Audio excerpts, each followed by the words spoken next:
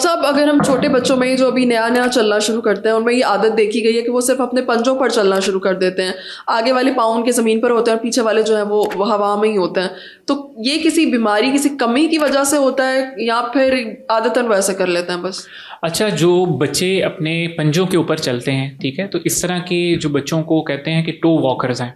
Okay. तो ये आम तौर के ऊपर बच्चे जब नया नया चलना शुरू करते हैं तो वो अपनी जो किसी भी ऑब्स्टेकल है या किसी भी चीज़ को पकड़ना है या सहारा लेते हैं तो अपने आप की हाइट इंक्रीज करने के लिए अपने पंजों के ऊपर चलते हैं। लेकिन अर्ली जो बच्चे हैं जो नए चलना शुरू करते हैं उनके अंदर ये अक्सर तौर के ऊपर जो 2.5 साल के बच्चे हैं उनके अंदर ये हैबिचुअल टो वॉकिंग होती है कि उनके अंदर कोई अंडरलाइन कोई बीमारी नहीं होती, उसके बगैर ही बच्चे जो है वो टो वॉकिंग कर रहे होते हैं। लेकिन कुछ बच्चे ऐसे हैं जिनकी उम्र है 2.5 साल या उससे पहले भी, वो उनके अंदर कोई अंडरलाइन इशू चल रहा होता है, जैसा कि इनके अंदर ADHD हो सकता है, attention deficit hyper activity disorder है, कुछ ऑटिज्म के बच्चे होते हैं, कुछ बच्चे हैं जिनको न्यूरोमस्कुलर प्रॉब्लम्स होते हैं जैसा कि सेरिब्रल पाल्सी है, या कुछ बच्चों के अंदर स्ट्रक्चरल इश्यूज होते हैं जिनकी वजह से उनकी हील के पीछे वाला जो पट्टा है वो टाइट हो जाता है। उस पट्टे के सिकुड़ने की वजह से जो बच्चे हैं अपनी हील को ज़मीन पर नहीं लगा सकते और अपने पंजों के बल चलते हैं। ठीक है,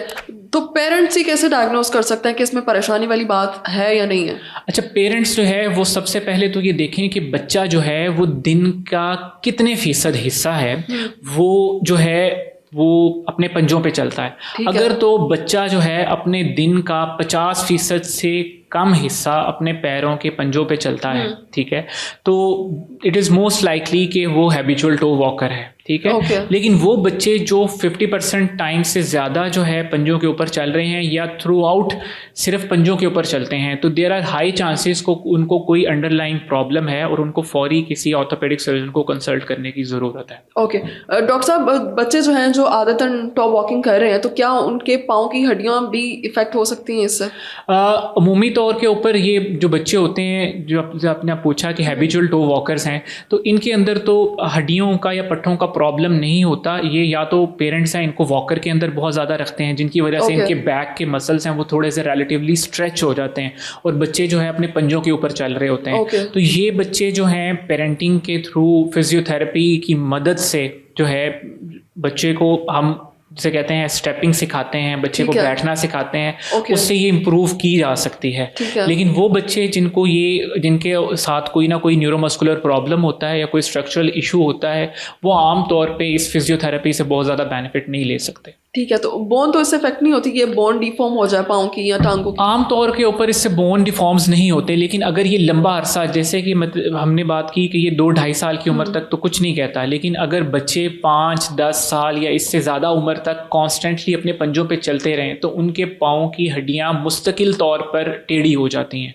तो उनको फिर जो है फिजियोथेरेपी से बेहतरी नहीं आ सकती और उनको ऑपरेशन की ज़रूरत पड़ती है और उसमें पट्टों और हड्डियों दोनों की ऑपरेशन की ज़रूरत करना पड़ सकता। ठीक है, तो डॉक्टर साहब इसमें शूज़ का भी कोई रोल है कि बच्चे को जो है वो कोई शूज़ प्रॉपर नहीं है, फिटिंग अच्छी नहीं है, इस वजह से भी वो ऐसे कर रहा है, और अगर प्रॉपर शूज़ हो तो वो नॉर्मली जो है वो चल सकता है? शूज़ जो हैं हम इसके अंदर जो है बच्चों को हम जो टो वॉकिंग कर रहे होते हैं उसमें हम आम तौर पे बच्चों को ना शूज़ जो है 2 तरह के शूज़ जो है ना वो इस्तेमाल करने का कहते हैं। एक पहला शूज़ तो ये है कि उन्हें हम स्क्वीकी शूज़ कहते हैं कि उनके अंदर शूज़ की हील के अंदर विसल होती है।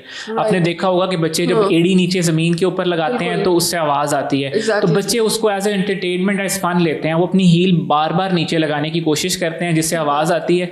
इससे एक तो ये है कि उनके पट्टों की एक्सरसाइज हो रही है कि वो नीचे लग रहे हैं, और दूसरा ये है कि बच्चे भी एक्टिविटी में इन्वॉल्व रहते हैं, तो उससे ये है कि जो है इनकी टो वॉकिंग इंप्रूव हो जाती है। दूसरा ये है कि कुछ बूट शूज़ आते हैं, उन्हें हम कहते हैं हाई हील शूज़, कि उनकी हील निस्बतन बाकी शूज़ की निस्बत ऊपर होती है। वो पीछे जो हील के पीछे वाला पट्टा है उसको सपोर्ट करता है। उसको सपोर्ट करने से जो बैक के मसल्स हैं वो रिलेटिवली जो है स्ट्रेस फ्री होते हैं और बच्चा जो है ना नीचे की तरफ आना शुरू कर देता है। ओके, ठीक।